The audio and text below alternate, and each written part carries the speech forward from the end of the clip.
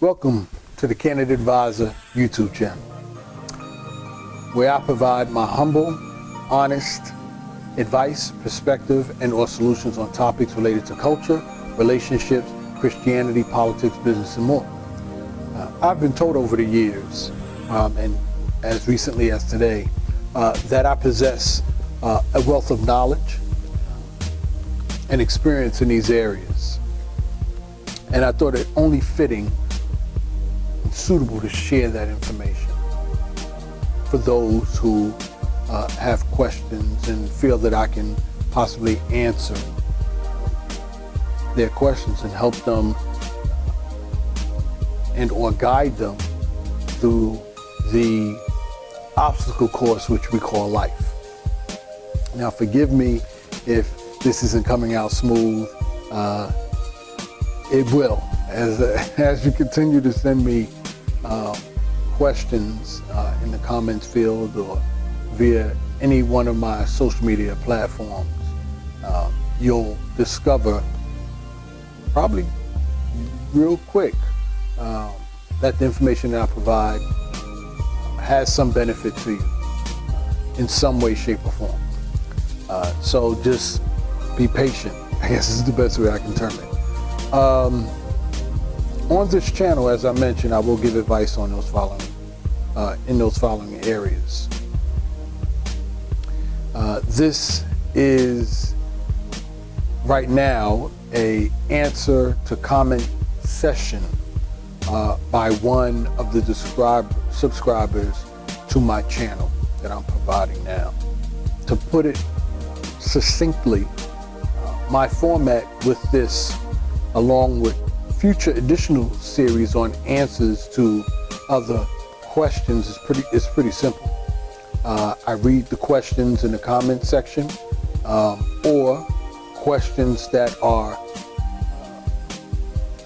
delivered to me through any social media platform or email. Then I provide my answer, or quote-unquote candid advice to the question or questions, if I have any. Like I said, simple. Now, if I don't have the answer to the question, I'm not going to give you nonsense. I'm going to let you know I don't know the answer to that question. And what I'll do is I'll do research and try and find the answer to that question. That's the least I can do. Now, I can't guarantee that I will be able to provide an answer to your question or to the question within a matter of hours. It might take me a couple of days or a few days. But I will say that I will do my very best to not let a week go by, no more than 2 weeks, to answer your question. And this is because of my schedule. Who knows what I will be working on, what projects that will require my immediate direct and full attention. So I try and make a habit out of not making promises I can't meet. I also, to a large extent, want this channel to be more personable. I have what's called a Perspective TV channel, which is sort of personal, but it's more so a discussion / interview with guests that I have on various topics and in their area of expertise that they are willing to share to the community to inform and enlighten and uplift the community. That's my Perspective TV channel. I have my own channel as well. And that's more of a vlog type thing, where it's just a recording of my day and the events and the events I'm involved in and the people that I meet. So, it's not the same. I don't give experienced advice on that channel. It's just me going about my day and, just casual, informal discussions with those whom I know, those in my network, those who I associate with. So this channel in particular, Candid Advisor channel, is more, I would say, based on candid advice and personal as well. So again, forgive my presentation, and it might not sound prepared. Sometimes I like to be prepared in delivering content, and then sometimes I like to just, as they say, shoot from the hip. It's more personable that way. It's not scripted. You understand? So having said that, and without any further ado, let's get started. So on one of the questions that was asked to me from Perspective TV, my Perspective TV channel, was related to a topic that I had a discussion on with my pops with regards to relationships. Now I go into my experience in relationships in depth to a large extent, but not too detailed because of privacy concerns for the other person, and to some extent myself as well. But I touch on some of the key aspects. But what was missing was, specific answers to some of the challenges that we have all faced, male and female, at some point in our lives, or will eventually face in our lives. So this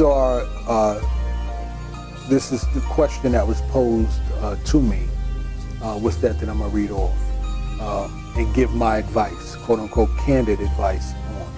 So the question was, what is your advice to couples faced with the challenges of incompatibility in education or in some other area, or even with living out their respective gender roles?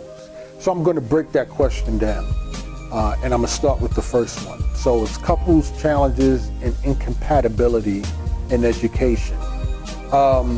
So I am going to venture to say that this specific or particular relationship didn't come about through compatibility with relation to education. So, for example, it could have came about through a mutual acquaintance.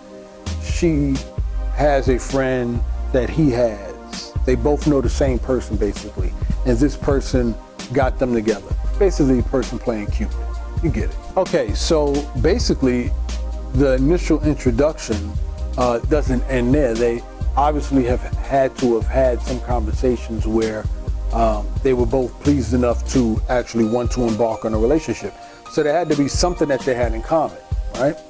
So what tends to happen, based on my experience, for example, is you meet each other, let's say, for example, this Cupid hookup, and one person in the relationship looks at education differently than the other person. So in light of that, or in response to that, or as a result of that, this person ends up continuing their education, basically going back to school, basically in most cases going back to college to get their education. And I actually know a few people that this has been the situation.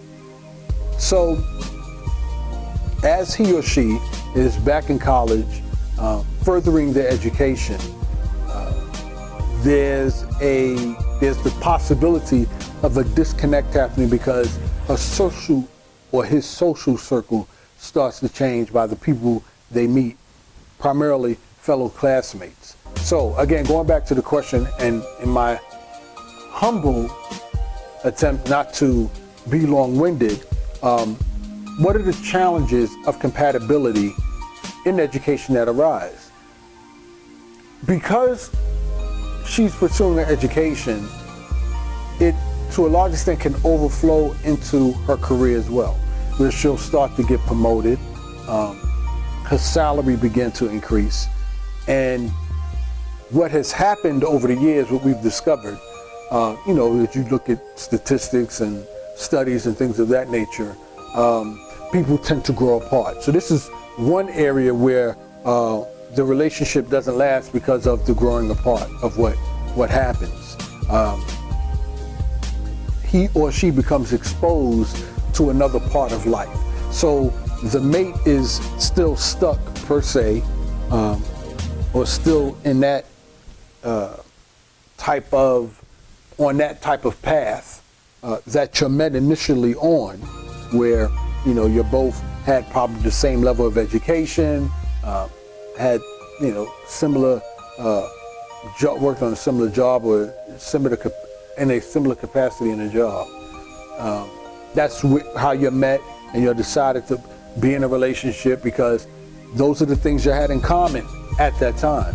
But then it changed when the other mate, whether he or she, decided to pursue their education, thus changing their work environment, thus changing their career, exposing the person to a different social circle.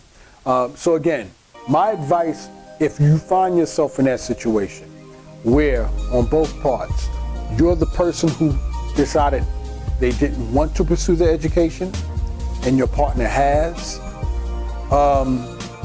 understand that first part, that her social circle is changing. And with that change, she's starting to have different desires. So you have to understand that. Now, how do you deal with that? Do you decide to go back to college? You have to make a personal decision whether you want to follow along that same track. So one of your options would be, then you go to college to further your education. That way you're both going to college and you can bring back the commonality or the compatibility where you're coming home together after work and you're studying together. It may not be the same major or concentration, but the fact that you're going to school, higher education, you have that commonality. Oh, my professor, he or she is this, and you can share stories in reference to that. You'll have something to talk about. You'll have a conversation piece, right? So that's an option. And as a result, as you pursue, we're assuming that you're going to college not just to go to college for the fun of it. You're paying money, tuition is expensive.